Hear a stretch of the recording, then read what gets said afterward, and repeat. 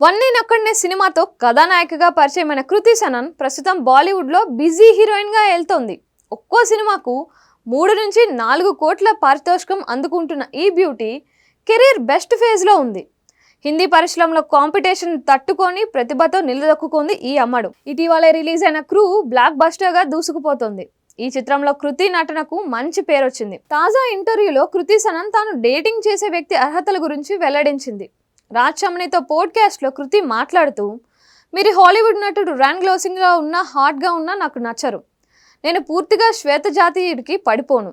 హాట్గా ఉండి ఉండొచ్చు, కానీ నేను భారతీయుడిని కాని వ్యక్తిని ఇష్టపడను. స్వదేశీ యువకుడితో డేటింగ్ చేయడానికి ఇష్టపడతాను అని చెప్పారు. నేను దేశీయుల్ని కాబట్టి నాకు కనీసం హిందీ అర్థం చేసుకునే భాగస్వామి కావాలి. అతడి భాష మాట్లాడకపోతే సమస్యే కదా. నా మనసులోంచి హిందీ వస్తుంది. నేను ఎప్పుడూ ఇంగ్లీష్లో మాట్లాడలేను. నేను ఇంగ్లీష్ పాటలకు ఎక్కువసేపు డాన్స్ చేయలేను. నేను హిందీ పాటలు, పంజాబీ పాటలను ప్లే చేస్తాను అని అంది. అలాగే పంజాబీ, హిందీ పాటలకు డాన్సులు చేసే వ్యక్తితో డేటింగ్ చేస్తానని కూడా హింట్ ఇచ్చింది. కృతి సనన్ గతంలో ఆదిపురుష్ చిత్రీకరణ సమయంలో ప్రభాస్తో డేటింగ్ చేసిందని పుకార్లు షికార్లు చేశాయి. కానీ ఆ పుకార్లను స్వయంగా ఖండించింది. ప్రభాస్ మంచి స్నేహితుడు మాత్రమేనని వెల్లడించింది.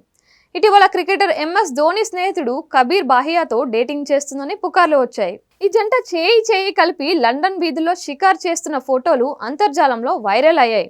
కానీ కృతి డేటింగ్ గురించి అసలు ప్రశ్నలకు అసలు స్పందించనే లేదు.